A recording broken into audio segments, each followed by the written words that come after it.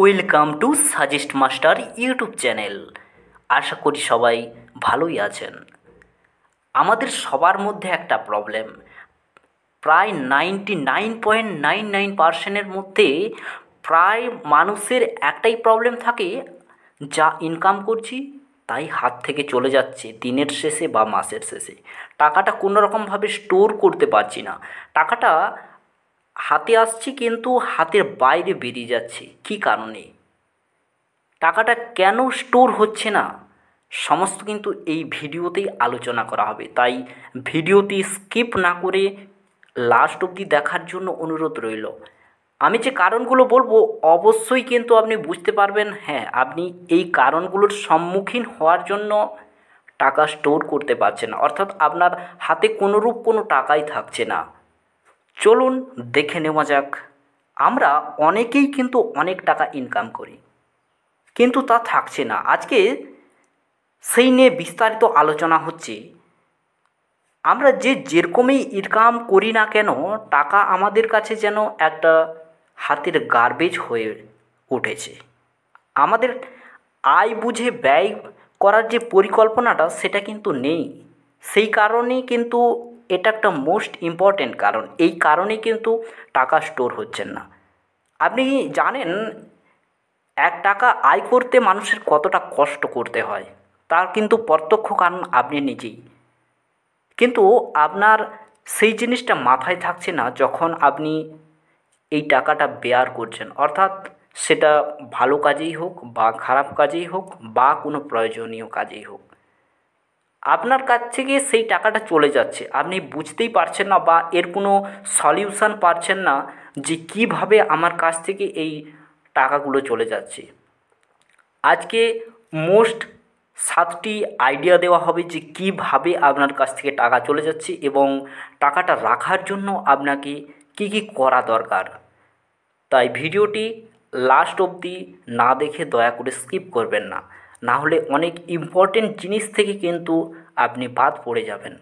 হ্যাঁ, ভিডিওটি শুরু করার আগে সবার কাছে আমার একটা হাম্বেল রিকোয়েস্ট, যদি চ্যানেলে নতুন হয়ে থাকেন অবশ্যই সাজেস্ট মাস্টার ইউটিউব চ্যানেলটিকে সাবস্ক্রাইব করবেন, কারণ এখান থেকে আপনি প্রতিনিয়ত এবং আপনার বিভিন্ন প্রয়োজনীয়, সেটা অসুবিধা হোক বা সুবিধাকালীন পরামর্শ পাবেন এই চ্যানেল থেকে। চলুন দেখে নেওয়া যাক যে ফার্স্ট আইডিয়া।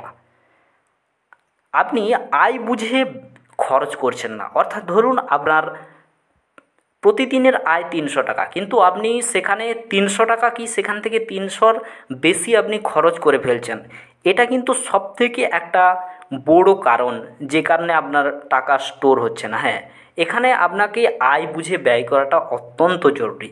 নেক্সট, আয়ের একাধিক উৎস নেই। হ্যাঁ, আমরা জানি যে একজন মানুষের এখনকার দিনে যে পরিমাণে খরচ বেড়েছে, সেই তুলনায় কিন্তু বিভিন্ন ইনকাম যদি না থাকে, অর্থাৎ ডাবল বা ট্রিপল ইনকাম না থাকে, তাহলে কিন্তু আজকের দিনে সংসার চালানো বা নিজের যে প্রাত্যহিক জিনিসগুলো চালানো অত্যন্ত কঠিন, কারণ দ্রব্যমূল্য অনেকটাই হাই হয়ে গেছে। তাই আপনার মূল সোর্স অফ ইনকামের পাশে একটা সাইড বা পার্ট টাইম ইনকাম রাখাটা কিন্তু অত্যন্ত জরুরি। না হলে কিন্তু আপনার যে সমস্ত শখ আহ্লাদের জিনিসগুলো আপনি সেগুলো কিন্তু কোনোরকমভাবে সম্পন্ন করতে পারবেন না। 3 নম্বর যে কারণটি, সেটি মানুষের একটি ভুল, এটা কিন্তু প্রায় মানুষই করে থাকে।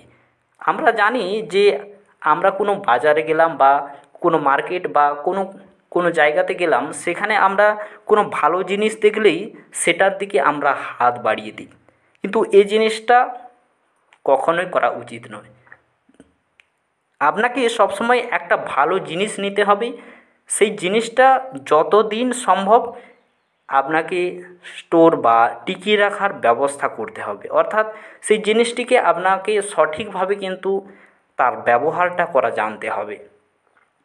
আপনি যদি একই জিনিস বারবার কিনতে যান, তাহলে আপনার কিন্তু বেশি খরচ পড়বে। এই কারণে ভালো জিনিস কিনুন, একবারই কিনুন। 4 নম্বর, যথেচ্ছ জিনিসপত্র কেনা। যথেচ্ছ জিনিসপত্র কেনার কারণে মানুষের অধিক পরিমাণে টাকা চলে যাচ্ছে।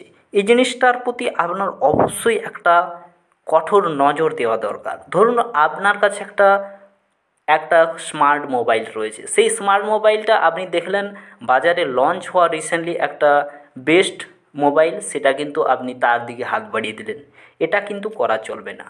5 নম্বর যে আইডিয়াটা সেটা হলো, আমরা ইনকাম করছি কিন্তু সেটা পার্সেন্টেজ অনুযায়ী খরচ করছি না। অর্থাৎ যদি আমরা যে টাকাটা ইনকাম করছি সেই টাকাটা যদি আমাদের স্টোর করার জন্য আমাদেরকে পার্সেন্টেজ অনুযায়ী, অর্থাৎ আমি যে পার্সেন্টেজে ইনকাম করছি সেই পার্সেন্টেজে যদি খরচ না করি তাহলে স্টোর হবে না। 6 নম্বর, এখানে আমরা জানি অনেকেই রয়েছে যারা ইনস্টলমেন্ট করে বিভিন্ন ধরনের জিনিস কেনেন, অর্থাৎ কম টাকা প্রথমেই পে করে একটা দামি জিনিস কিনে নিলেন, সেখানে মাসে মাসে পেমেন্ট করছেন। আমরা জানতে পারছি যে এখানে 0% পে করতে হচ্ছে, কিন্তু সম্পূর্ণ না। এর ভেতরে আপনি যদি ক্যালকুলেশান ঠিকঠাকভাবে করেন অবশ্যই বুঝতে পারবেন এখান থেকে কিন্তু আপনার যে ইনকাম হচ্ছে তার একটা বেস্ট প্রভাব কিন্তু পড়ছেই পড়ছে। তাই ইনস্টলমেন্ট করে কোনো কিছু কেনাটা আমার মনে হয় বন্ধ করা উচিত। নেক্সট যে অর্থাৎ লাস্ট যেটা করছি সেটা হলো, কখনোই লোন কিন্তু নেওয়া উচিত নয়, বিশেষ করে আপনার ঘর সংসার চালানোর জন্য। আপনি লোন নিয়ে আপনি ব্যবসা করছেন, করুন, তাতে কোনো অসুবিধা নেই। লোন বা আপনি সাধারণত লোন করবেন এই কারণেই, যখন আপনি যেই জিনিসটা থেকে ইনকাম করবেন আপনার সেই উৎসের জন্য যদি আপনি লোন নেন তাহলে কিন্তু খুব ভালো। হ্যাঁ, লোন নেবেন সেগুলো যেগুলো আপনি বেস্ট লোন সেগুলোই নেবেন, না হলে গ্রুপ লোন বা এর পাশাপাশি যেগুলো রয়েছে ধরুন বিভিন্ন ধরনের যে উইকলি পেমেন্ট করতে হয় লোনগুলো, এই লোনগুলো কিন্তু আপনি নেবেন না। এগুলোর কারণে কিন্তু আপনার গণ্ডগোল হচ্ছে, অর্থাৎ এইগুলোর কারণে আপনার টাকা স্টোর হচ্ছে না।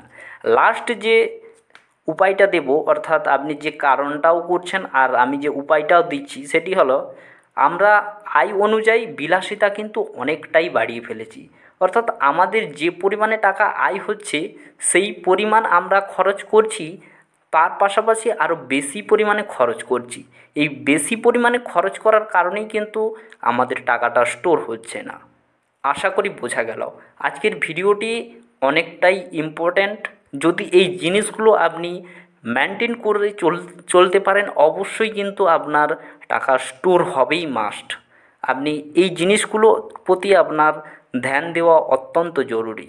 হ্যাঁ, যদি ভিডিওটি ভালো লাগে অবশ্যই কিন্তু একটি লাইক করবেন, আর কমেন্ট করতে অবশ্যই ভুলবেন না যে ভিডিওটি কেমন লাগলো। আর এর পাশাপাশি অবশ্যই কমেন্ট করে জানাবেন যে নেক্সট ভিডিও আপনার কোন বিষয়টার উপর প্রয়োজন, আর এটাও জানাতে ভুলবেন না এই ভিডিওতে আপনার কোন জিনিসটা বুঝতে অসুবিধা হয়েছে। Thanks for